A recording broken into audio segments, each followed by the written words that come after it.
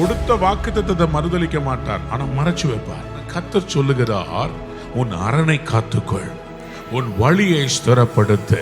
நான் மறுபடியும் உன்னுடைய மகிமையை, யாக்கோபின் மகிமையை போல நான் மறுபடி கொண்டு வர போகிறேன். அந்த யெசபேலின் ஆவி முறிக்கப்பட்ட பிறகு ஒரு பெரிய அசைவை கர்த்தர் கொண்டு வர ஆரம்பித்தார்.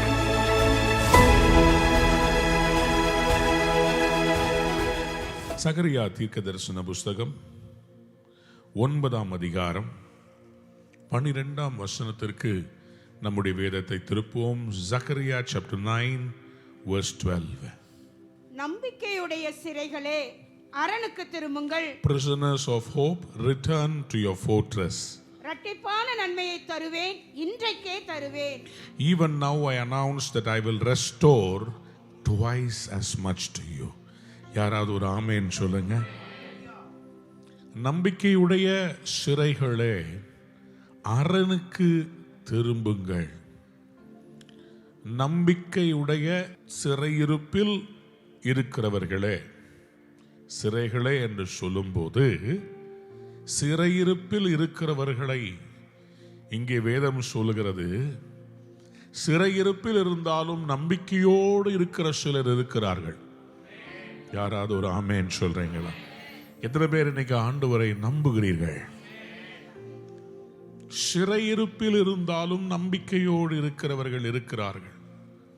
சிறையிருப்பில் இருக்கும் போது இன்றைக்கு சில பேர் ஆண்டவரை நம்புவது இல்லை.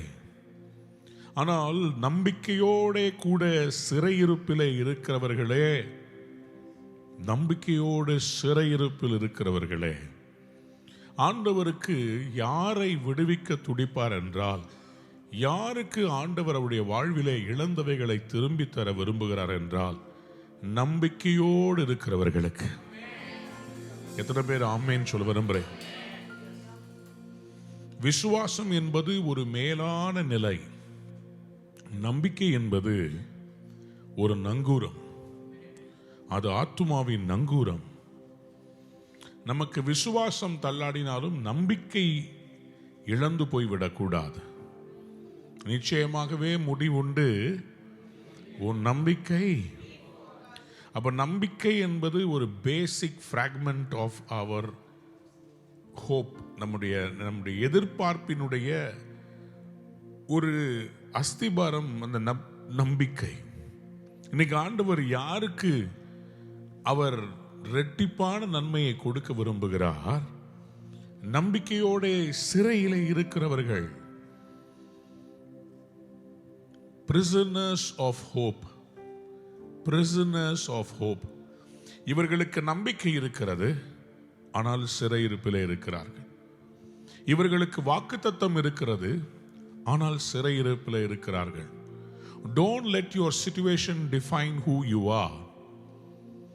Always base your future with the hope that you have. நான் தமிழ்ல சொல்றேன், சூழ்நிலைகளை பார்த்து எதிர்காலத்தை கணிக்காதீர்கள். தேவன் உங்கள் மனதிலே வைத்திருக்கிற நம்பிக்கை என்கிற நங்கூரத்தை வைத்து உங்கள் எதிர்காலத்தை தேவனுக்கு முன்பாக விசுவாசத்தோடு, நம்பிக்கையுடைய சிறைகளை ஆண்டவர் அரணுக்கு திரும்ப சொல்லுகிறார். நம்பிக்கையுடைய சிறைகளே, நீங்கள் எங்கே வர வேண்டும்? உங்களுக்கு என்று கர்த்தர் ஏற்படுத்தியிருக்கிற ஒரு அரண் ஒன்று இருக்கிறது. அந்த அரணுக்கு திரும்புங்கள் என்று அழைக்கிறார். யாராவது ஒரு ஆமென் சொல்றீங்களா? பக்கத்தில் பார்த்து சொல்லுங்க, அரணுக்கு திரும்புங்க. ஆமென், அல்லேலூயா. கர்த்தர் சொல்லுகிறார், அந்த அரணுக்குள்ள வந்துட்டா இரட்டிப்பான நன்மை. இரட்டிப்பான நன்மை எங்க இருக்குது? உங்களுக்காக தேவன் வைத்திருக்கிற அந்த அரணுக்குள் இருக்கிறது. Return to your fortress, you prisoners of hope. Even now I announce that I will restore twice as much to you. அரணுக்கு நீங்கள் திரும்புகிற வரையிலும் உங்கள் இரட்டிப்பானதை நீங்கள் சுதந்திரிக்க முடியாது. யாராவது கைகளை உயர்த்தி சொல்லுங்க, அரணுக்கு திரும்புகிறேன், அரணுக்கு திரும்புகிறேன், அரணுக்கு திரும்புகிறேன். பிசாசானவன் என்ன செய்வான், உங்க மேல ஏதாவது ஒரு பழிய போட்டு நீங்க எப்படி உங்களுடைய அரணுக்குள்ளே நீங்க நிற்காமல் நீங்கள் தடுமாறி உங்கள் ஸ்தானத்தை விட்டு நீங்கள் அலைகிற ஒரு சூழ்நிலையை பிசாசு உருவாக்க ட்ரை பண்ணுவான். ஆனால் நம்முடைய ஆண்டவர் எப்படிப்பட்டவர்னா, நம்மை எல்லா சிதறடிக்கப்பட்ட இடங்கள்ல இருந்தும் மறுபடியும் கூட்டி சேர்க்கிறவராக இருக்கிறார். சொல்லுங்க அல்லேலூயா, அல்லேலூயா. அதனால தான் நம்முடைய அரண்கள் மிகவும் கவனமாக பாதுகாக்கப்பட வேண்டியதாக இருக்கிறது. நகூம் தீர்க்கதரிசன புஸ்தகம் 2ஆம் அதிகாரம் 1-2 வசனங்களை வாசித்து பார்க்கும்போது, நாகூம் 2ஆம் அதிகாரம் 1-2 வசனங்களை வாசியுங்கள். சிதறடிக்கிறவன் உன் முகத்துக்கு முன்பாக வருகிறான். An attacker advances against you, Nineveh. அரணை காத்துக்கொள். உன் அரணை காத்துக்கொள். Guard the fortress. வழியை காவல் பண்ணு. Watch the road. அறையை கெட்டியாய் கட்டிக்கொள். Brace yourselves. உன் பலனை மிகவும் ஸ்திரப்படுத்து. Marshal all your strength. யாராவது ஒரு ஆமென் சொல்லுங்களேன். ஹல்லேலூயா, ஹல்லேலூயா. அரண்கள் காக்கப்பட வேண்டும். Your fortress has to be guarded. Underline பண்ணிக்கொள்ளுங்களேன், அண்டர்லைன் பண்ணிக்கொள்ளுங்க. சிதறடிக்கிறவன் வருகிறான், சிதறடிக்கிறவன் வருகிறான். இன்றைக்கு ஒரு அற்புதத்துக்காக ஏங்கிக் கொண்டிருக்கிற தேவ பிள்ளையை, முதலாவதாக உன் அரணை காத்துக்கொள். உன் அரணை காத்துக்கொள். உனக்கு 1000 எதிர்பார்ப்பு இருக்கலாம், 1000 காரியங்கள் உங்கள் வாழ்விலே உங்களுக்கு விரோதமாக இருக்கலாம். ஆனா கர்த்தர் நீங்க சொல்றாரு, நீ முதல்ல உன்னுடைய அரணை காத்துக்கொள். உன் அரணை காத்துக்கொள். ஏனென்றால் இந்த அரணை பிசாசு பிடிச்சிட்டான்னா, உங்களுடைய இருதயத்துல நீங்க வைத்திருக்கிற அந்த ஸ்ட்ராங் ஹோல்ட பிசாசு பிடிச்சிட்டான்னா, கர்த்தர் மேல இருக்கிற அந்த நம்பிக்கை இழந்து போயிட்டா, உங்களுடைய வாழ்க்கை ஆண்டவரை விட்டு ரொம்ப தூரம் போற கசப்பு மிகுந்த, ஆண்டவர் மேலையும் பைபிள் மேலையும் விசுவாசம் இல்லாத ஒரு நிலைக்கு தள்ளப்பட்டுருவோம். ஒரு நாள் அப்படி விடவே கூடாது. யாராவது சொல்லுங்க, அரணை காத்துக்கொள். இங்கே நாகூம் தீர்க்கதரிசி மூலமாக தெளிவாக சொல்லப்படுகிறது, அரணை காத்துக்கொள், வழியை காவல் பண்ணு, அறையை கெட்டியாக கட்டிக்கொள், உன் பலனை மிகவும் ஸ்திரப்படுத்து. அரணை காத்துக்கொள். Guard your fortress, watch the road, brace yourself, marshal all your strength. இந்த 4 காரியத்தை எழுதி கொள்ளுங்க. 4 காரியத்தை கர்த்தர் இன்னைக்கு நம்மை பார்த்து சொல்லுகிறார். அரணுக்கு திரும்பணும், ரெட்டிப்பான நன்மை வரணும்னா இந்த 4 காரியத்தை கர்த்தர் செய்ய சொல்லுகிறார். முதலாவதாக அரணை காத்துக்கொள், வழியை காவல் பண்ணு, அறையை கெட்டியாக கட்டிக்கொள், உன் பலனை மிகவும் ஸ்திரப்படுத்து. எதற்காக? அடுத்த வசனத்தில் அவர் சொல்றார் பாருங்க, வெறுமையாக்குகிறவர்கள் அவர்களை வெறுமையாக்கி அவர்களுடைய திராட்சை கொடிகளை கெடுத்து போட்டாலும் கர்த்தர் யாக்கோபின் மகிமையை திரும்பி வர பண்ணுவது போல இஸ்ரவேலின் மகிமையையும் என்ன பண்ணுவாரா? திரும்பி வர பண்ணுவார். The Lord will restore the splendor of Jacob like the splendor of Israel. Though destroyers have laid them waste and have ruined their vines. அவருடைய திராட்சை தோட்டங்களை இன்னைக்கு உங்களுடைய லைஃபை சில நபர்கள், சில சூழ்நிலைகள் கெடுத்து போட்டிருக்கலாம். ஆனா கர்த்தர் சொல்லுகிறார், உன் அரணை காத்துக்கொள், உன் வழியை ஸ்திரப்படுத்து. ஏன்? நான் மறுபடியும் உன்னுடைய மகிமையை, யாக்கோபின் மகிமையை போல நான் மறுபடி கொண்டு வர போகிறேன். நான் இஸ்ரவேலினுடைய என்ன பண்ண போறேன்? இஸ்ரவேலின் மகிமையும் திரும்பி வர பண்ணுவேன். கர்த்தர் சொல்றாரு, நீங்க ஒரு இக்கபோத் இல்ல, மகிமை எடுபட்டு போயிற்று என்கிற சூழ்நிலை வாழ வேண்டியவர்கள் அல்ல, மகிமையாய் வாழ வேண்டியவர்கள். அல்லேலூயா, அல்லேலூயா, அல்லேலூயா. சீயோனே, கர்த்தர் உன்னில் மகிமைப்படுவாராக. எருசலேமே, கர்த்தர் உன்னில் மகிமைப்படுவாராக. இஸ்ரவேலே, கர்த்தர் உன்னில் மகிமைப்படுவாராக. I will restore the splendor of Jacob. I will restore the glory of Jacob. இந்த டிவைன் ரிவர்சல்ல இன்னைக்கு ஆண்டவர் நம்ம இடத்துல சொல்லுகிறது, அரணுக்கு திரும்பி வா, நான் மகிமையை உனக்கு திரும்பி தரப்போகிறேன். நான் உனக்கு காண்பித்திருக்கிற அந்த அரணுக்கு நீ திரும்பி வா, நான் உன்னை மகிமைப்படுத்துவேன். The Lord says, come back to the fortress, come back to the fortress, and I will make the glory, the splendor of the glory to shine in your life, to shine in your life. எனக்கு அன்பான பிள்ளைகளே, பல நேரங்களிலே கர்த்தர் நம்முடைய லைஃப்ல சில சிறையிருப்பில் இருக்க வச்சிருந்தாலும் ஒரு டர்ன் அரவுண்ட் டைம்னு வச்சிருக்கிறார். அது என்னன்னா, சிறையில இருந்தாலும் நம்ம நம்பிக்கை இழக்காமல் இருப்போம் என்றால் ஒரு நாள் கர்த்தர் நம்ம ஸ்தானத்துல நம்ம திருப்பி கொண்டு போவார். ஆதியாகமத்தின் புஸ்தகம் 40ஆம் அதிகாரம் 13ஆம் வசனத்திலே இங்கே ஒரு தீர்க்க தரிசன வார்த்தை ஒரு மனிதனுக்கு சிறையிலே கொடுக்கப்படுகிறது. He receives a prophetic word not when he is outside, but when he is in a prison. ஒரு prison. அந்த சிறையில் இருக்கிற அந்த மனிதனுக்கு ஒரு நம்பிக்கை ஊட்டும் ஒரு வார்த்தை யோசேப்பின் மூலமாய் வருகிறது. வாசியுங்கள். 3 நாளைக்குள்ளே பார்வோன் உன் தலையை உயர்த்தி, within 3 days Pharaoh will lift up your head உன்னை மறுபடியும் உன் நிலையிலே நிறுத்துவார் and restore you to your position. முன்னே அவருக்கு பானம் கொடுத்து வந்த வழக்கத்தின்படி பார்வோனின் பாத்திரத்தை அவர் கையிலே கொடுப்பாய். Just as you used to do when you were his cupbearer, you will put Pharaoh's cup in his hand. யாராவது ஆமென் சொல்லுங்களே, சத்தமா ஆமென் சொல்லுங்க. எல்லாரும் சொல்லுங்க, ஸ்தானத்துக்கு திரும்பி வா. இந்த டிவைன் ரிவர்சல்ல உங்க ஸ்தானத்துக்கு உங்களை திரும்பி கொண்டு வர போகிறார். யாக்கோபின் மகிமையை திரும்பி கொண்டு வர போகிறார். இஸ்ரவேலின் மகிமையை திரும்பி கொண்டு வர போகிறார். எங்கே இருந்து? சிறையில் நம்பிக்கையோடு இருக்கிறவர்களை அவர்களுடைய ஸ்தானத்துக்கு திருப்பி கொண்டு வந்து இரட்டிப்பானதை அவர் தரப்போகிறார். ஹல்லேலூயா. நீங்க ஒண்ணுக்காக ஜெபித்து கொண்டிருந்தீங்க, கர்த்தர் உங்களை பார்த்து சொல்றார், நான் இரட்டிப்பான நன்மையை தருவேன். பாருங்க, சிறையிருப்புல இருந்தாலும் நம்பிக்கையோடு இருந்தா கண்டிப்பா கர்த்தர் இரட்டிப்பானதை தருவார். ஹல்லேலூயா. நம்பிக்கையுடைய சிறைகளே, அரணுக்கு திரும்புங்கள், இரட்டிப்பான நன்மையை தருவேன், இன்றைக்கே தருவேன். சொல்லுங்க ஆமென். ஹல்லேலூயா.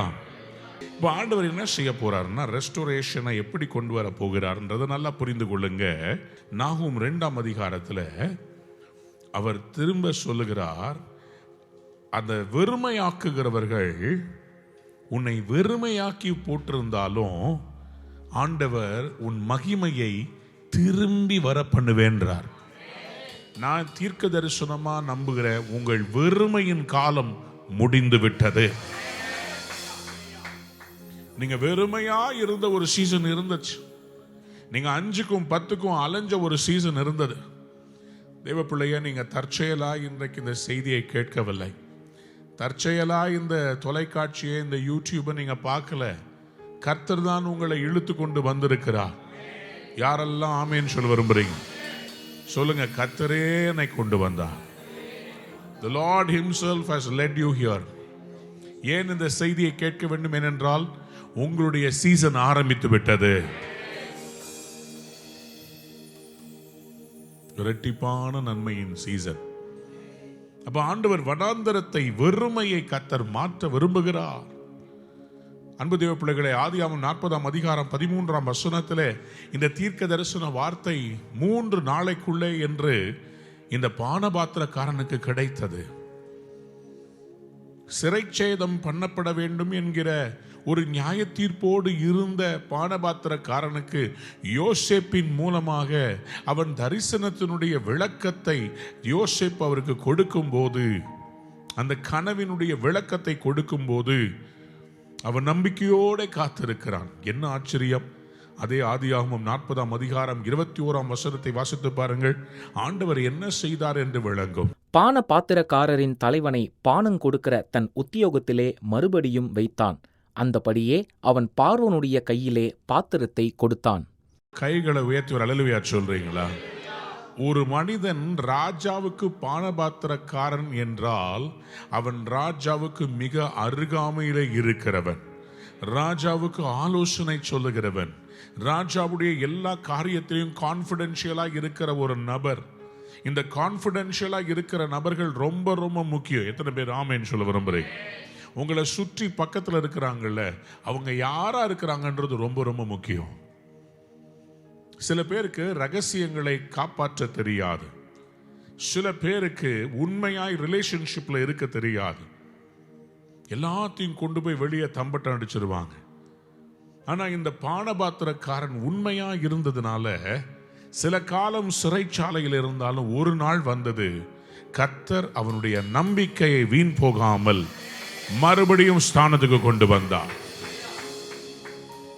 காரணமில்லாமல் உங்களை பகைத்தார்களோ, பொறாமையினால் உங்கள் ஸ்தானத்தை விட்டு நீங்கள் அலைய வேண்டியதாயிற்றோ, ஆண்டவர் இன்னைக்கு சொல்லுகிறார், நான் மறுபடியும் உன் ஸ்தானத்திற்கு கொண்டு வந்து உன்னை நான் நிற்க வைக்க போகிறேன்.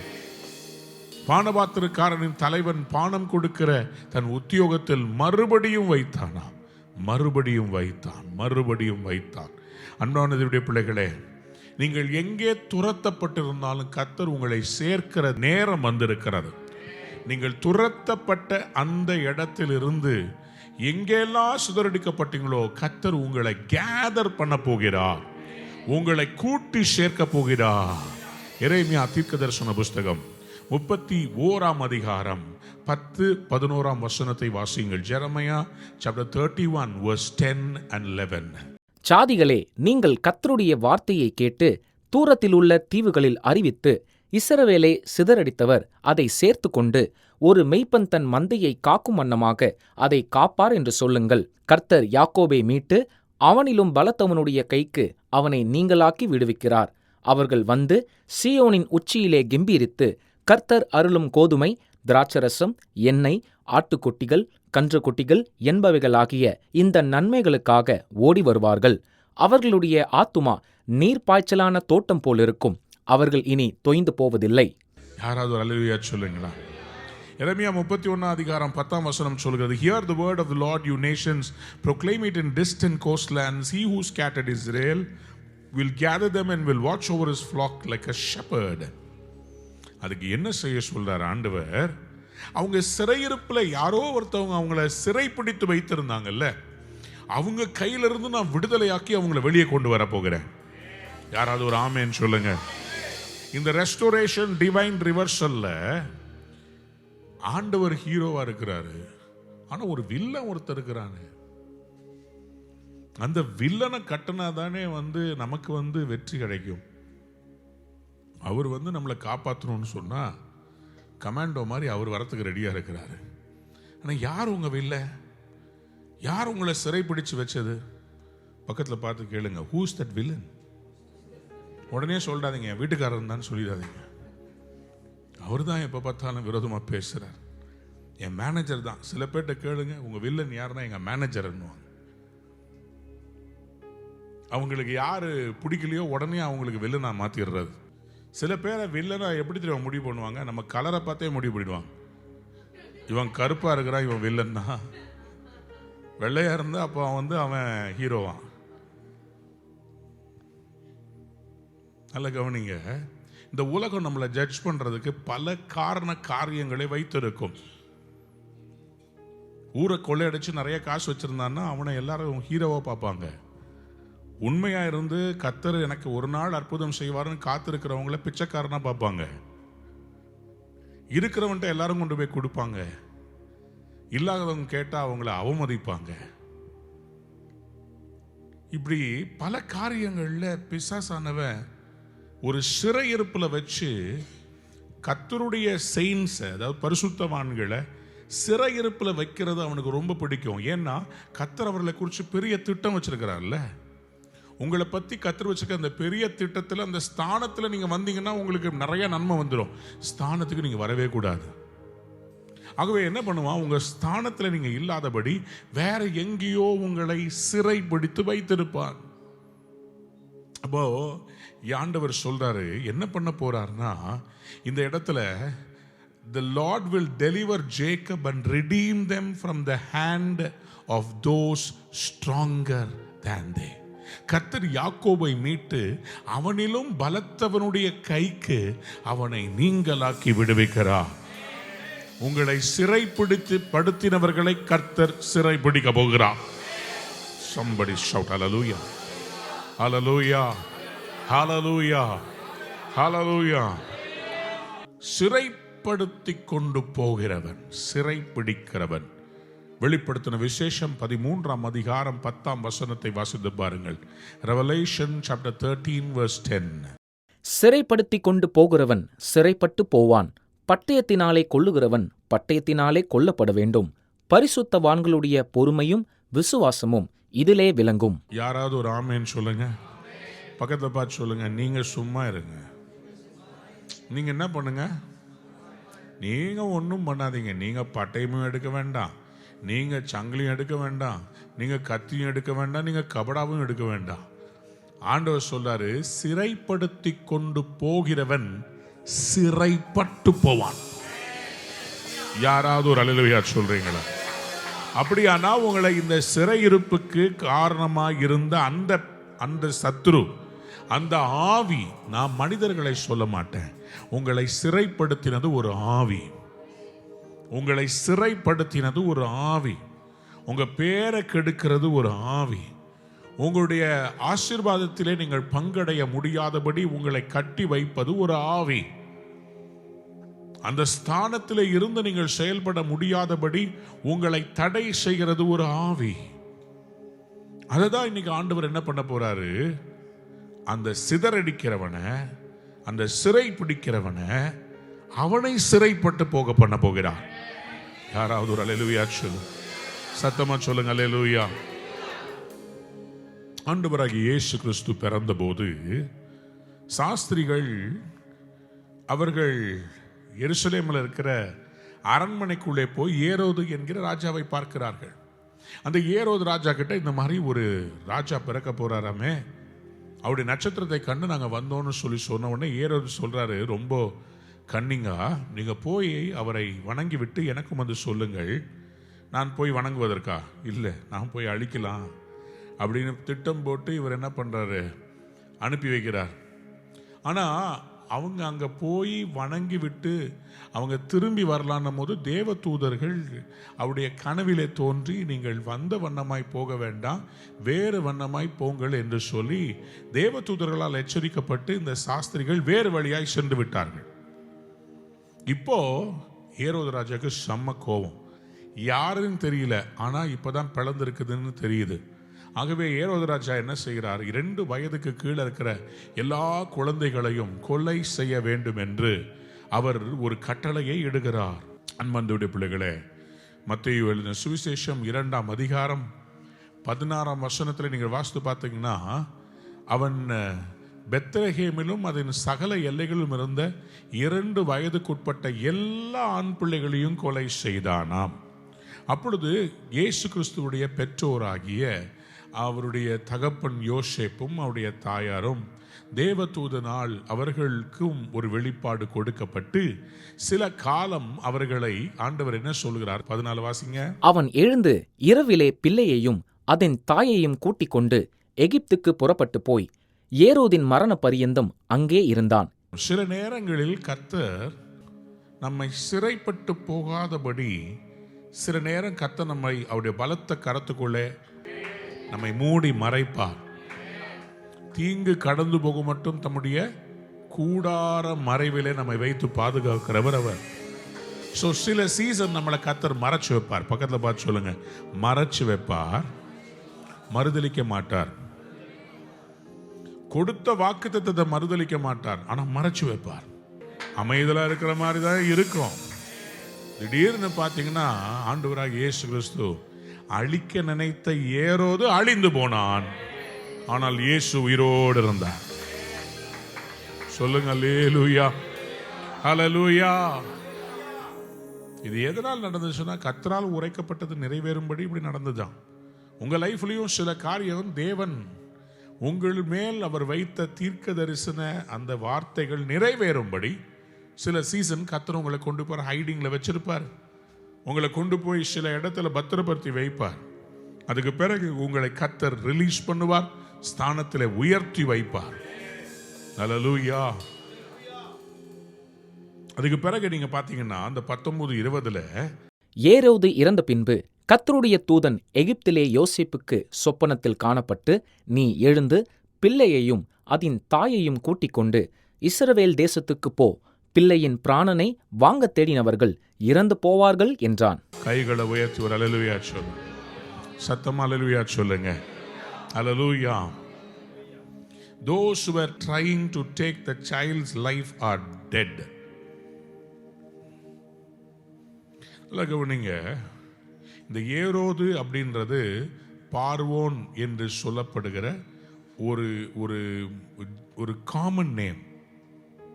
எம்பரர்னு சொல்றோம்ல, எம்பரர்ன்றது ஒரு தனி நபருடைய பெயர் இல்லை, அது ஒரு காமன் நேம். அதே மாதிரி தான் இந்த ஏரோது, அந்த பார்வோன், இவங்க எல்லாருமே. ஆனா இந்த ஆவி, இந்த ஏரோதினுடைய ஆவி, இந்த ஆவி எப்படிப்பட்டதுன்னு சொன்னா, மேசியாவை வரக்கூடாது, ஏன்னா மேசியா எழும்பிட்டா அவர் மூலமாய் தேசங்களுக்கு ரட்சிப்பு வந்துடும். முளையிலேயே கிள்றதுக்கு ட்ரை பண்ணுவான், ஆனா அவனுக்கு புரியாது, இப்பதான் ஆரம்பமே, இப்பதான் ஆரம்பமே. யாராவது கையை தட்டி ஒரு ஆமேன்னு சொல்ல மாட்டேன்றீங்களே. ஹல்லேலூயா, ஹல்லேலூயா. When the enemy is trying to kill your vision at the birth, God will hide you in a safe place and he will bring you back to give you double portion of blessing.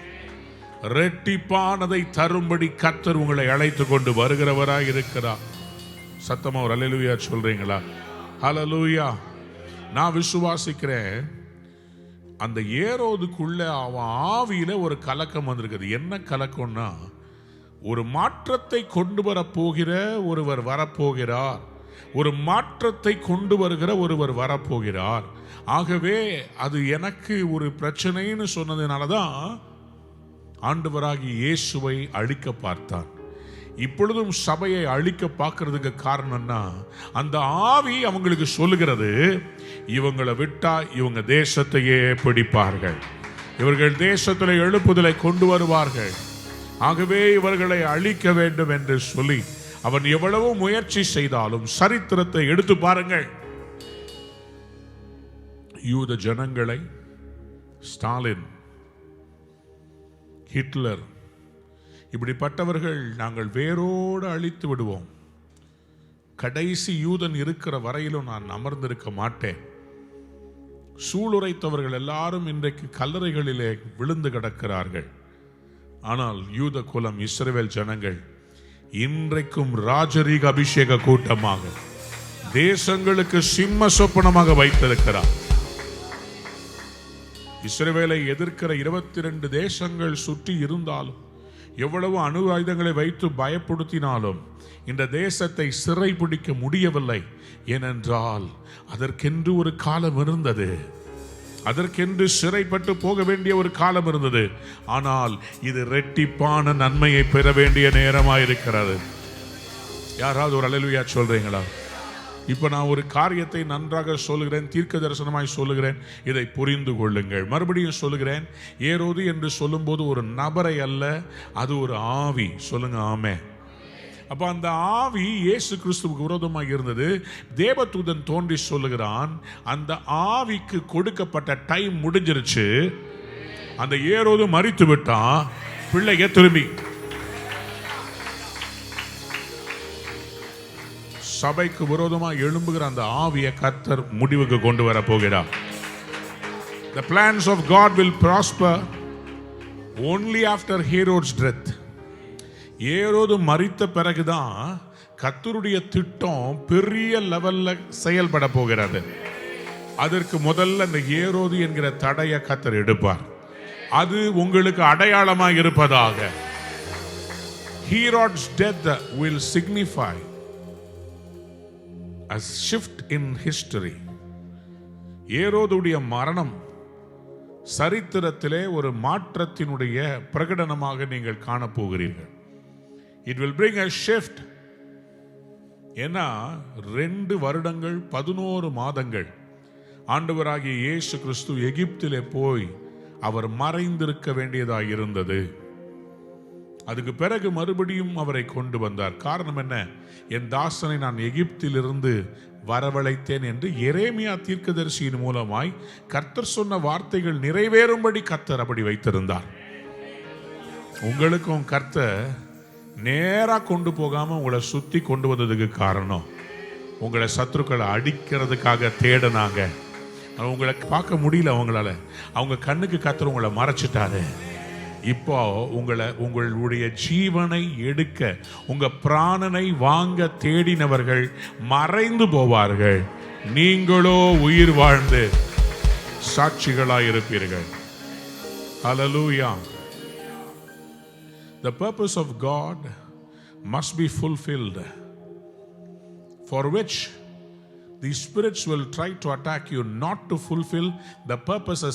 தேவனுடைய சித்தம் இந்த தேசத்தில் நடக்கணும்னு சொன்னா அவர் ஒவ்வொரு ஊழியத்துக்கும் ஒரு அழைப்பை கொடுத்திருக்கிறார். ஆகவே தான் பிசாசானவன் என்ன பண்ணுவான்? அந்த அழைப்பை எப்படியாவது கெடுப்பதற்காக அந்த தரிசனத்துக்கு விரோதமாக அவன் எழும்புவான். காலத்துக்கு முன்பாக அதை அழிக்க முயற்சி செய்வான். ஆனால் கர்த்தர் எப்படிப்பட்டவர் எப்படி தெரியுமா? அவர் நோக்கத்தை நிறைவேற்றுகிறவர், சொன்னதை செய்து முடிக்கிறவர், அழைத்தவர் உண்மையுள்ளவர். ஹல்லேலூயா. இன்னொரு ஒரு ஆவியை நான் காண்பிக்க விரும்புகிறேன். இது எப்படிப்பட்ட ஆவினா, இது தீர்க்கதரிசிகளை பார்த்தாலே பிடிக்காத ஒரு ஆவி. இதுக்கு பேர் யெசபேலின் ஆவி என்ற ஒரு ஆவி. தீர்க்கதரிசிகளை தான் கண்ட்ரோல்ல வைக்கணும், தன்னுடைய கண்ட்ரோல்ல வைக்கணும்னு சொல்லி நினைக்கிற ஒரு ஆவி. அன்பார்ந்தவருடைய பிள்ளைகளே, 1 ராஜாக்கள் 16 அதிகாரம் 30-32 முடிய. உம்ரியின் குமாரனாகிய ஆகாப் தனக்கு முன்னிருந்த எல்லாரை பார்க்கிலும் கர்த்தரின் பார்வைக்கு பொல்லாப்பானதை செய்தான். நேபாத்தின் குமாரனாகிய யெரொபெயாமின் பாவங்களில் நடப்பது அவனுக்கு கொஞ்ச காரியம் என்று நினைத்தார் போல் அவன் சீதோனியரின் ராஜாவாகிய ஏத்பாகாலின் குமாரத்தி ஏசபேலை விவாகம் பண்ணினதும் அல்லாமல் அவன் போய் பாகாலையும் சேவித்து அதை பணிந்து கொண்டு தான் சமாரியாவிலே கட்டின பாகாலின் கோவிலில் பாகாலுக்கு பலிபீடத்தை எடுப்பித்தான். இந்த ஆகாப் என்கிற ராஜா இவன் தேவனுடைய பார்வைக்கு பொல்லாப்பானதை செய்தான். அவன் என்ன செய்தான்? இவன் ஏத்பால் என்கிற அந்த ஏத்பால் என்கிற ராஜாவுடைய குமாரத்தி, சீதோனியர்கள்,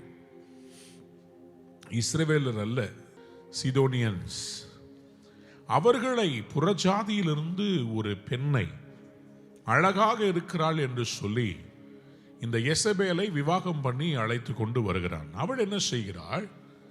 அவள் தன்னுடைய தேசத்தில் இருக்கிற விக்கிரகங்களை எல்லாம் இந்த ஆகாபி என்கிற இந்த ராஜாவுக்கு அறிமுகப்படுத்துகிறாள். அறிமுகப்படுத்தி அந்த வணக்கத்தை இவரும் ஜீவனுள்ள தேவனை ஆராதிக்கிற இவரையும் வணங்க வைக்கிறாள். அதனால் என்ன செய்கிறார்கள்? பாகாலுக்கு பலிபீடங்கள், ஜீவனுள்ள தேவனுடைய தேசமாகிய கானானை தேவன் கொடுத்த அந்த தேசத்திலே பாகால்கள் வருகிறது. இது நிமித்தமாய் ஒரு சாபம் வருகிறது. இந்த ஜெசபேல் ஒரு கண்ட்ரோலிங் ஸ்பிரிட். இந்த ஜெசபேல் வந்ததிலிருந்து இந்த ஆகாப் ராஜா சுயமாக காரியங்களை செய்ய முடியவில்லை. எப்போதுமே ஒரு கண்ட்ரோலிங் ஸ்பிரிட்டா இருந்தா. பாருங்க, இந்த ராஜாவுக்கு ஒரு பக்கத்தில் இருந்த ஒரு திராட்சை தோட்டம் ரொம்ப பிடிச்சிச்சு. இந்த திராட்சை தோட்டத்தை கேட்டா அங்க இருக்கிற அந்த ஓனர் தரமாட்டேன்னு சொல்லிட்டான். அப்பொழுது இந்த ராஜா துக்க முகமாக இருக்கும்போது அவருடைய மனைவி என்னன்னு கேட்டுட்டு இந்த ராஜா கிட்ட, நீ சும்மா இருங்க, நான் பார்த்துக்கிறேன்னு சொல்லிட்டு ஆளை விட்டு அந்த நிலத்தின் உரிமையாளரை அவள் கொலை செய்து அவருடைய நிலத்தை அபகரித்து லேண்ட் கிராப் பண்ணி அநீதியின் முறையிலே அந்த ராஜாவுக்கு சொத்து சேர்த்தான். நீங்க அன்னைக்கு நடந்தது இன்னைக்கு நடக்கிறத நல்லா புரிஞ்சு கொள்ளுங்க. இன்னைக்கு ஒரு பணம் படைத்த ஒரு யெசபேலின் கூட்டம் நம்முடைய தேசத்தின் தலைவர்களை ஆட்டி படைக்கிறது. உனக்கு என்ன வேணுமோ நான் தர்றேன், பணம் தர்றேன், நான் சொல்றதுக்கெல்லாம் நீ ஆடணும்னு சொல்லி பாகால் பலிபீடங்களை இதுவரை இல்லாத அளவு தேசம் முழுவதும் பாகால் பலிபீடங்களுக்கு மறுபடியும் உயிர் கொடுத்து தகர்க்கப்பட்ட பாகால் பலிபீடங்களை கட்டி கொண்டிருக்கிறான்.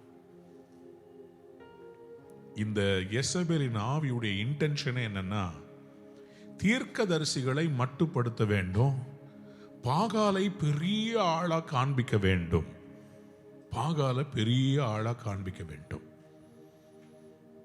ஏரோது ஆரம்பத்திலேயே அந்த ஆவி கொலை செய்ய பார்க்கும். ஆனா இந்த யெசபேலின் ஆவி எப்படிப்பட்டதுன்னா, தேவன் பயன்படுத்த விரும்புகிற அந்த நபரை, அந்த தீர்க்கதரிசிகளை கொலை செய்து தேவனுடைய சித்தம் தீர்க்கதரிசிகள் மூலமாய் வரக்கூடாது என்பதற்கு ட்ரை பண்ணும். இந்த யெசபேலின் ஆவி உங்கள் வாழ்விலே கிரியை செய்தால் தற்கொலை எண்ணங்கள் அடிக்கடி வரும். இந்த யெசபேல் என்கிறது ஒரு பெண்ணாக இருந்தாலும் இந்த ஆவி ஒரு ஆணுக்குள்ள இருந்தும் செயல்பட முடியும், ஒரு பெண்ணுக்குள்ள இருந்தும் செயல்பட முடியும். அது ஒரு விபச்சார ஆவி. இந்த யெசபேலின் ஆவி அது என்ன பண்ணும்? தீர்க்கதரிசிகளை விழ பண்ணும். இந்த யெசபேலின் ஆவி என்ன செய்யும்? ராஜாக்கள் பவர்ல இருக்கிறவங்கள தான் கையில கொண்டு வர்றதுக்கு அவங்க என்ன விரும்புறாங்களோ அதை கொடுக்கும். இன்னைக்கும் அப்படிதானே? நம்முடைய தேசத்துல யாருக்கெல்லாம் அவங்க பிசினஸ்ல வேணுமோ அவங்க எல்லாரும் எலக்டோரல் பாண்ட்ஸ்ல வாங்கி அந்த காசை கொடுக்குறாங்க. அப்போ அந்த யெசபேலின் ஆவி என்ன பண்ணுது? யார் என்ன தப்பு வேணா செஞ்சுக்கோங்க, எனக்கு காசை கொடுங்க, நான் அதை வச்சு நான் என்ன பண்ணுவேன்? பாகாலுக்கு பலிபீடங்களை கட்டுவேன். இதுக்கு காரணமே இந்த யெசபேலின் ஆவி. இந்த யெசபேலின் ஆவி. அன்பார்ந்தவருடைய பிள்ளைகளே, இந்த 1 ராஜாக்கள் 16ஆம் அதிகாரத்தில் இப்படி போயிட்டு இருக்கும்போது தான் ஆண்டவர் 1 ராஜாக்கள் 17ஆம் அதிகாரத்தில் தீர்க்கதரிசியாகி எலியாவை எழுப்பி கொண்டு வருகிறார். எலியா இந்த ஆகாபை தைரியமா எதிர்க்கிறார், அந்த யெசபேலின் ஆவியை எதிர்க்கிறார். அதுக்கு பிறகு 1 ராஜாக்கள் 18ஆம் அதிகாரத்தில் எலியாவின் மூலமாக ஒரு பெரிய அக்கினியை கர்த்தர் காண்பிக்கிறார். பாகால் தீர்க்கதரிசிகளுக்கும் இந்த யெசபேலுடைய தீர்க்கதரிசிகளும் ஒரே மனிதனாக நின்ற எலியா தீர்க்கதரிசி. அதுக்கு பிறகு அக்கினி இறங்கி வருகிறது, பாகால் தீர்க்கதரிசிகளை எலியா கொன்று போடுகிறார். எல்லாம் ஒரு அல்லேலூயா சொல்லுங்க பாபு. ஆனா இந்த எழுப்புதலை பார்த்த இந்த யெசபேலின் ஆவிக்கு தாங்கல பாருங்களேன். 1 ராஜாக்கள் 19ஆம் அதிகாரத்தில் இந்த யெசபேலின் ஆவி என்ன செய்தது என்றால், ஒரு வார்த்தை, ஒரு செய்தியை அனுப்புகிறது. அது தேசத்திலே ஒரு பெரிய கலக்கம், மக்களுக்கு இல்ல, தீர்க்கதரிசியை கலங்கடித்து விட்டது. என்ன சொன்னாள்? வாசியுங்கள். 1 ராஜாக்கள் புஸ்தகம் 19ஆம் அதிகாரம் 2ஆம் வசனத்தை வாசித்து பாருங்களேன். அப்பொழுது யேசபேல் எலியாவினிடத்தில் ஆள் அனுப்பி அவர்களில் ஒவ்வொருவருடைய பிராணனுக்கு செய்யப்பட்டது போல நான் நாளை இந்நேரத்தில் உன் பிராணனுக்கு செய்யாதே போனால் தேவர்கள் அதற்கு சரியாகவும் அதற்கு அதிகமாகவும் எனக்கு செய்ய கடவர்கள் என்று சொல்ல சொன்னாள். பாருங்க, இவள் சொல்லுகிறாள், நீ உன்னுடைய பவரை காமிச்சிட்ட, நான் என்ன பண்ண போறேன்? நாளைக்கு இந்த நேரம் உன் தலையை நான் வெட்ட போறேன் அப்படின்னு ஓப்பனா ஒரு அறிக்கையை விடுகிறார். இந்த அறிக்கையை கேட்ட மாத்திரத்திலே தீர்க்கதரிசிக்கு என்ன ஆச்சு பாருங்க. அவ்வளோ வல்லமையா ஒத்த ஆளா நின்று சவால் விட்ட தீர்க்கதரிசி, ஒரு பெண், இந்த யெசபேல் அவளுடைய வார்த்தையை கேட்ட உடனே இவர் சோர்ந்து போகிறார், பயம் வருகிறது. ஆகவே அவர் என்ன செய்கிறார்? வனாந்தர மார்க்கமாக அவர் வனாந்தரத்துக்கு ஓடி போகிறார். He runs 3 days into the wilderness. போய் ஒரு சூரை செடிக்கு கீழே படுத்துக்கொண்டு, ஆண்டவரே, நான் என் பிதாக்களை பார்க்கிலும் நல்லவன் அல்ல, அப்படின்னு என்ன அர்த்தம்? பெரிய பெரிய வல்லமையான தீர்க்கதரிசிகள் இருந்தாங்க. நான் ஒன்றும் அவ்வளோ பெர்ஃபெக்ட் கிடையாது. நான் நினைக்கிறேன் நான் என்னுடைய அப்போ அவருடைய பலவீனங்கள்லாம் ஞாபகம் வந்திருக்குது, அவருடைய பாவங்கள்லாம் ஞாபகம் வந்திருக்குது. அப்போது என் மேலே கர்த்தர் நியாய தீர்ப்பை கொண்டு வந்துட்டாருன்னு. இதுதான் எசபேல் செய்யும்.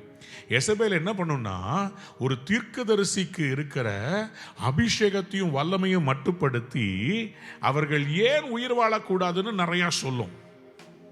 அந்த மரணத்தினுடைய எண்ணத்தை கொண்டு வரும். அந்த மரணத்தின் எண்ணம் யார் மூலமாவது உங்களுக்கு கிடைச்சா அது எசபேலின் ஆவி. It is a spirit of Jezebel that makes you feel like there is no hope, that makes you feel like that you cannot win, that makes you feel. சில பேர் என்ன பண்ணுவாங்கன்னா, இந்த எசபேலின் ஆவி உங்ககிட்ட நலம் விசாரிக்கிற மாதிரி விசாரிப்பாங்க. ஆனால் அவங்களுக்கு உங்களுடைய நலனில் அவங்களுக்கு விருப்பம் கிடையாது. உங்களை கண்ட்ரோல் பண்ணுறதுக்கு அவங்களுக்கு ரொம்ப விருப்பம். ஆனால் அவங்களுக்கு நீங்கள் நல்லா இருக்கிறீங்கன்னு கேட்டிங்கன்னா அவங்க கஷ்டப்பட்டுருவாங்க. நீங்கள் ரொம்ப வேதனைப்படுறீங்கன்னா, அப்படியா, உங்களுக்காக நான் ஜெபிக்கிறேன் பிரதர், உங்களுக்காக நான் இதை செய்கிறேன் பிரதர், அதை செய்கிறேன் பிரதர் எல்லாம். ஆனால் நீங்கள் நல்லா இருக்கிற போகிறீங்க அப்படின்ட்டாலே அவங்களுக்கு கொஞ்சம் கஷ்டமாயிடும். Because they always want to keep you under their control. நீங்கள் அவங்கக்கிட்ட போய் தயவுக்கு நிற்கணும், அவங்கக்கிட்ட போய் நிற்கணும்னு சொல்லி எப்போதுமே தான் கண்ட்ரோல் இருக்கணும், தான் காலில் விழுங்கணும். நான் இல்லாமல் உன்னால் முடியாது. இதுதான் எசபேல். எசபேல் அப்படி தான் முழு இஸ்ரவேலை அவள் கட்டி வைத்திருந்தாள். ஆனால் எலியா சொன்னார், தேவனாகிய கர்த்தர் எனக்குள்ள இருக்கிறவர் பெரியவர், கர்த்தரே தெய்வம். யாராவது ஆமென் சொல்லுங்கள். இது எலியாக்களின் நேரம் வந்திருக்கிறது, தீர்க்கதரிசிகளின் நேரம் வந்திருக்கிறது. ஆனா அந்த எலியாவே அசைச்சிருச்சு பாருங்க. இந்த ஆவி எலியாவை யார் அசைக்கும்னா, கர்த்தருக்காக பெரிய காரியங்களை செய்தவர்களை தான் இந்த எசபேலின் ஆவி. அவர்கள் பெரிய காரியங்களை செய்த பிறகு அவர்களை கொண்டு கர்த்தர் இன்னும் பெரிய காரியம் செய்ய திட்டம் வச்சிருப்பார். எலிசாவை எழுப்பணும், ஏகூவை எழுப்பணும், ராஜாவா இன்னொருத்தரை பிரதிஷ்டை பண்ணணும். எவ்வளோ வேலை வச்சிருக்கிறார் ஆண்டவர். ஆனால் இந்த எலியா சொல்றார், நான் சாகட்டும்னு சொல்றார். இவர் மேலே திட்டம் கர்த்தர் நிறைய வச்சிருக்கிறார். இவர் காலத்துக்கு முன்னாடி நான் மறிக்கணும், நான் நிறைய எல்லாம் கர்த்தருக்காக செஞ்சு முடிச்சிட்டேன், போதும் ஆண்டவரே என்னை எடுத்துக்கோங்க, என் டைம் முடிஞ்சிருச்சு போல் இருக்குதுன்னு சொல்லி உங்களை சொல்ல வைக்கிறதே இந்த எசபேலின் ஆவி. ஆண்டவர் இன்னைக்கு அந்த எசபேலின் ஆவியை உடைக்க விரும்புகிறார். சொல்லுங்க அல்லேலூயா. சத்தமா ஒரு ஆமென் சொல்லுங்களேன். ஹல்லேலூயா. ஆண்டவர் இந்த எலியாவை பார்த்து சொல்ல, உன் தைல குப்பியை நிரப்பிக்கொண்டு நீ போ, நான் உனக்கு சொல்றேன், நீ புறப்பட்டு போ அப்படின்னு சொல்லி சொல்றார். ஏன்னா இன்னும் நிறைய காரியம். பக்கத்தில் பார்த்து சொல்லுங்க, there is more, there is more. சொல்லுங்க, there is more. பக்கத்தில் பார்த்து சொல்லுங்க, சீக்கிரமா செத்து போயிடாதீங்க, நிறைய வேலை இருக்குது, அவசரப்பட்டு வாய் விட்டுறாதீங்க. சொல்லுங்க ஆமென். அல்லேலூயா. அப்போ ஆண்டவர் இந்த எலியா மூலமா சொன்ன காரியத்தை ஒரு நாள் இந்த எசபேலின் ஆவியை அழிச்சு காமிச்சார். அதுக்கு என்ன செய்தார்? ஏகூவை எழுப்பினார். யாராவது சொல்லுங்க, ஜெஹூ. இன்னைக்கு இந்த எசபேலின் ஆவியை நம்ம தேசத்துல அழிக்கிறதுக்கு சில ஜெஹூக்கள் எழும்ப வேண்டும். யாராவது ஒரு அல்லேலூயா சொல்லுங்க. அல்லேலூயா. The spirit of Jezebel should die. இந்த எசபேல் எப்படி தெரியுமா தேசத்தை ஆளுவாள்? கள்ள தீர்க்கதரிசியை வச்சு ஆளுவாள். அவங்க தான் நாள் நட்சத்திரம் பார்த்து கொடுப்பாங்க, அவங்க தான் தேசத்தையே நம்ப வைப்பாங்க. ஆனால் நமக்குள்ள இருக்கிற எலியாவின் ஆவி, பக்கத்தை பார்த்து சொல்லுங்க, நீங்க எலியா. சிம்ம சொப்பனமா அந்த அம்மா சொன்னாங்களே, கையை வைக்க முடிஞ்சு. பக்கத்தை பார்த்து சொல்லுங்க, சுண்டு விரலை கூட வைக்க முடியாது. காமி சொல்லுங்க, என்ன வைக்க முடியாது? சுண்டு விரலை கூட தொட முடியாதுன்ற. நான் உங்க சுண்டு விரலை தொட முடியாது. ஏன்னா எலியாவின் தேவன் நம்முடைய தேவனா இருக்கிறார். எலியாவின் தேவன் நம் தேவன், தாசர்களின் ஜெபம் கேட்பார், வல்ல பெரும் காரியம் செய்திடுவார். தாசர்களின் ஜெபம் கேட்பார், வல்ல பெரும் காரியம் செய்திடுவார். கர்த்தரே தேவன், கர்த்தரே தேவன். என்றே ஆர்ப்பரிப்போ. கர்த்தரே கர்த்தரே தேவன் என்றே ஆர்ப்பரிப்போ. எத்தனை பேர் ஆமென் சொல்றீங்க? ஹல்லேலூயா. 2 ராஜாக்கள் 9ஆம் அதிகாரம் 30 வசனத்தை வாசியுங்கள். 2 ராஜாக்கள் 9:30-33. வந்தான். அதை யேசபேல் கேட்டபோது தன் கண்களுக்கு மையிட்டு தன் தலையை சிங்காரித்துக் கொண்டு ஜன்னல் வழியா எட்டி பார்த்து ஏகோ ஒளிமுக வாசலில் வந்தபோது அவள் தன் ஆண்டவனை கொன்ற சிம்ரி சேமம் அடைந்தானா என்றாள். அப்பொழுது அவன் தன் முகத்தை அந்த ஜன்னலுக்கு நேராக ஏறெடுத்து என் பட்சத்தில் இருக்கிறது யார்? அந்த யேசபேல் நினைக்கிறா ஏகுவையும் வசியப்படுத்திடலான்னு கண்ணுக்கு மை போட்டுக்கிட்டு அங்க இருந்து பார்த்து சொல்லுகிறா, என்னவா? என் ஆண்டவனை கொண்ட சிம்ரி சேமம் அடைந்தானா? சேவம் நல்லா இருக்கிறானா அப்படின்னு சொல்லி இவருக்கே ட்ராப் போடுறதா. உடனே இவர் என்ன பண்ணாரு பாருங்க. இந்த ஏகு யேசபேல்ட்ட பேசவே இல்லை. யேசபேலை பார்க்காம அந்த ஜன்னல்ட்ட இருக்கிற மற்றவங்க கிட்ட பேசுறாரு. அவங்கள பார்த்து கேட்கிறாரு, ஜன்னலுக்கு நேராக கண்களை ஏறெடுத்து என் பட்சத்தில் இருக்கிறது யார்? அப்போ அது வரைக்கும் இந்த யேசபேலுக்கு பயந்து, இந்த யேசபேலின் ஆவி, இன்னும் நான் சொல்றேன், எல்லாம் உங்களுக்கு கர்த்தர் வெளிப்படுத்துவாராம். இந்த யேசபேலின் ஆவி ஃப்ரேம்ல இருந்துச்சுன்னா யேசபேலின் ஆவி மட்டும்தான் இருக்கும், சுத்தி யாரையும் நிக்க விடாது.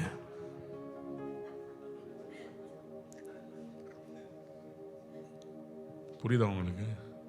இந்த யேசபேலின் ஆவி இந்த தேசத்தை கண்ட்ரோல் பண்ணணும்னா பக்கத்தில் யாரையும் விடாது. எல்லா அட்டென்ஷனும் தனக்கு வேணும். அது எந்த இதுவாக இருந்தாலும் சரி, இனாகரேஷனாக இருந்தாலும் சரி, எதாக இருந்தாலும் சரி, எந்த விழாவாக இருந்தாலும் சரி, யேசபேலின் ஆவி தன்னை தடித்துவப்படுத்தி காண்பித்து தான் தான் தனக்குள்ள இது ஒரு ஆவி. அந்த ஆவி அந்த நபருக்குள்ளே, அது பெண்ணு மட்டும் இல்லை, ஆணா கூட இருக்கலாம், அவங்களுக்குள்ள இருந்துச்சுன்னா அந்த யேசபேலின் ஆவி என்ன பண்ணுனா எல்லாம் தான் சொல்ற மாதிரி தான் நடக்கணும், எல்லாம் தான் நினைக்கிற மாதிரி தான் நடக்கும். சபைகளிலும் அது இருக்கிறது. இந்த யேசபேலின் ஆவி பணக்காரனா இருக்கணும்னு அவசியம் கிடையாது. நாவால் தவறான செய்திகளை கொடுத்து சபையை தான் கண்ட்ரோல்ல இருக்கணும், தன்னை கூப்பிட்டு பேசணும், தனக்கு மரியாதை கொடுக்கணும் அப்படின்னு இந்த கண்ட்ரோல் பண்ற அந்த ஸ்பிரிட். சில ஆவி என்ன பண்ணும்னா காசு கொடுத்து கண்ட்ரோல் பண்ணணும் ட்ரை பண்ணும். சிலது ஜெபிக்கிறேன்னு சொல்லி ட்ரை பண்ணும். நான் தான் உங்களுக்காக ஜெபிக்கிறேன்.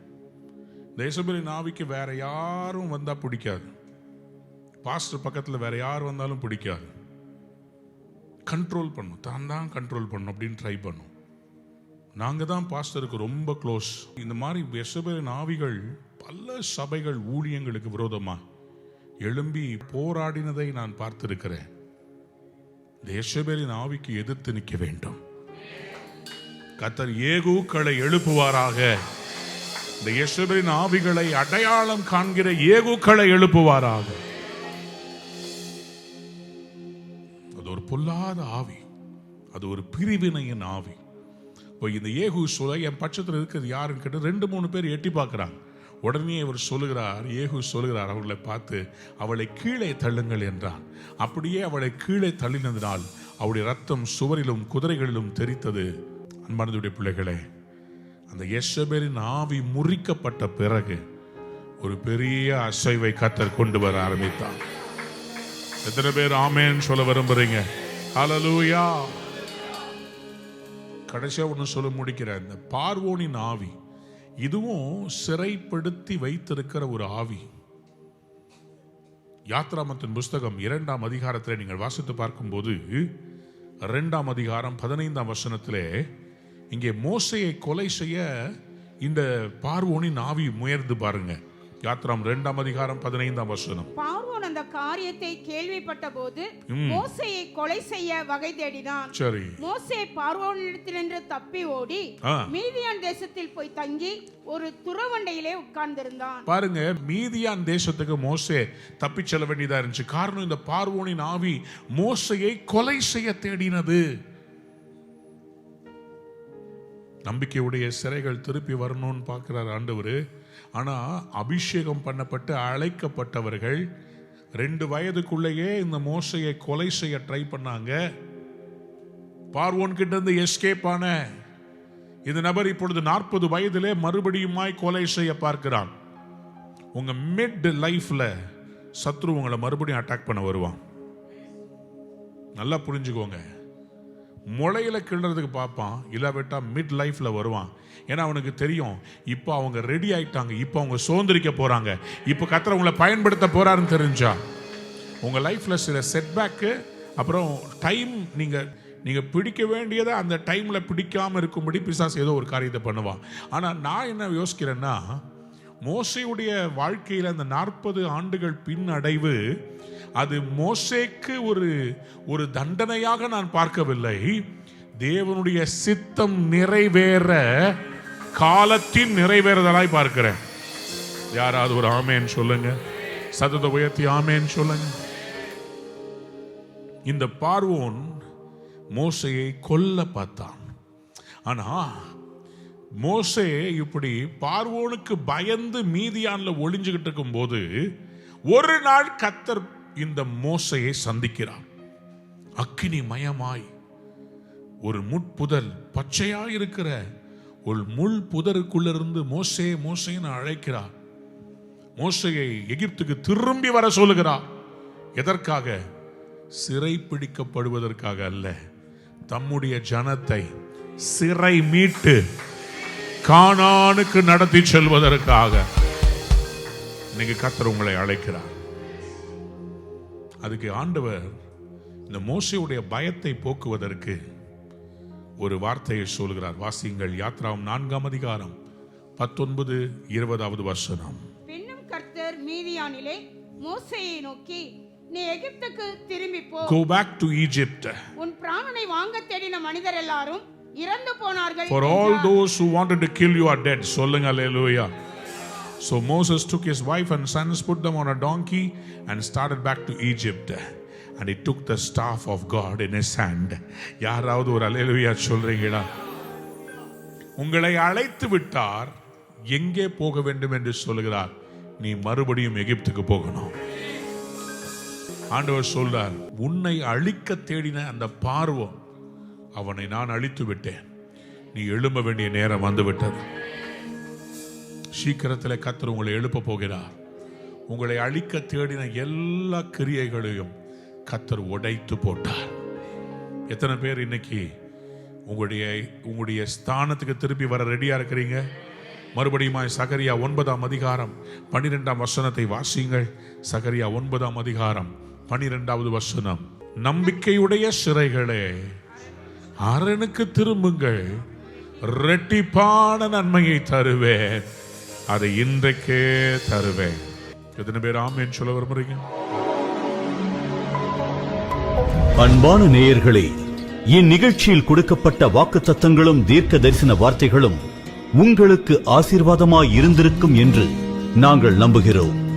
நீங்கள் பெற்ற ஆசீர்வாதங்களையும் ஜெப விண்ணப்பங்களையும் மற்றும் உங்கள் காணிக்கைகளையும் அனுப்ப வேண்டிய எங்கள் முகவரி: ரூவா ஊழியங்கள், எண் 82, ஜவஹர்லால் நேரு சாலை, சிம்ஸ் மருத்துவமனை எதிரில், வடபழனி, சென்னை 26.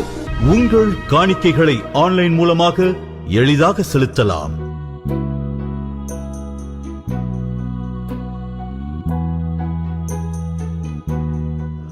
எங்கள் இணையதள முகவரி www.ruhaministries.org.